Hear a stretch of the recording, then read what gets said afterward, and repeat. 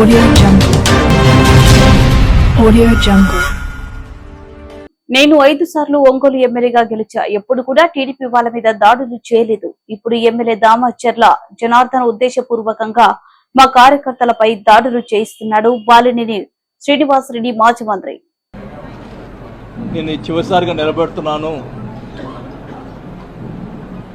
నన్ను గెలిపించి నన్ను మీ రుణం తీర్చుకోండి అని చెప్పి నేను అందరిని అడగడం జరిగింది. మరి ప్రజలు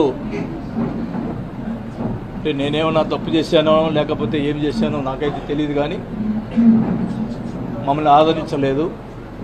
ప్రజలు వాళ్ళకి పట్టం కట్టారు. సో నేను ఏదైతే చెప్పానో ఈ చివరి ఎలక్షన్స్ అని, నేను ఆ రోజే కౌంటింగ్ రోజే సాయంత్రం వల్ల మధ్యాహ్నం నుంచే బాధ వేసి నేను ఊరు వెళ్ళటం జరిగింది.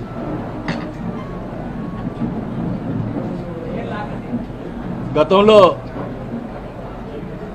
మేము ఎప్పుడు 5 సార్లు ఎలక్షన్స్ గెలిచిన తర్వాత ఎప్పుడు కూడా అవతల మీద ప్రతిపక్ష వాళ్ళ మీద ఎప్పుడు కూడా ఓడిపోయిన సంబంధించిన వాళ్ళ మీద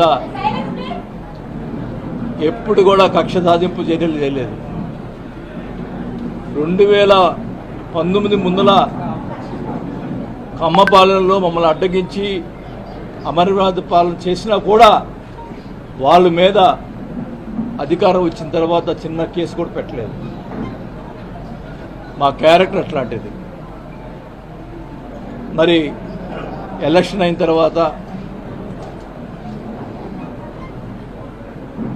కార్యకర్తల మీద,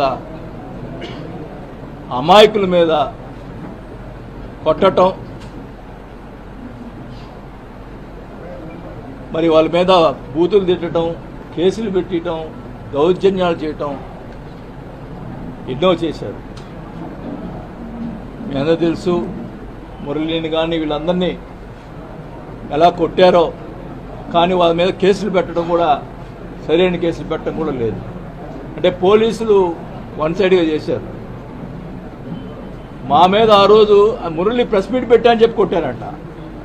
నేను అధికారంలో ఉన్నప్పుడు, మంత్రిగా ఉన్నప్పుడు కూడా బోల్డ్ మంది ప్రెస్ మీట్లు పెట్టారు. టీడీపీ వాళ్ళు ఇష్టం వచ్చినట్టు మాట్లాడారు. అంటే ఇప్పుడు వాళ్ళు ఇష్టం మాట్లాడినప్పుడు మేము కూడా ఆ రోజు చర్యలు తీసుకుంటే ఏమయ్యేవాళ్ళు? మాకు చేత కాకనా? అంటే ఏంటి మీ ఉద్దేశం? ఈ రకంగా చేయటం మంచి పద్ధతి కాదు.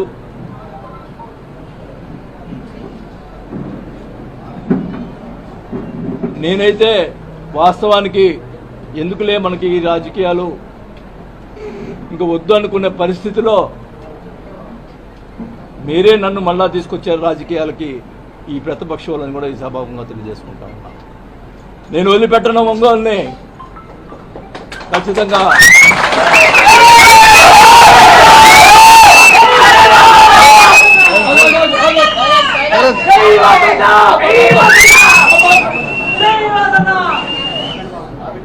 ఖచ్చితంగా చెప్తా ఉన్నా, నీకేమన్నా దమ్ము ధైర్యం ఉంటే నా మీద పగ తీసుకో, మామూలు కార్యకర్తల మీద కాదు.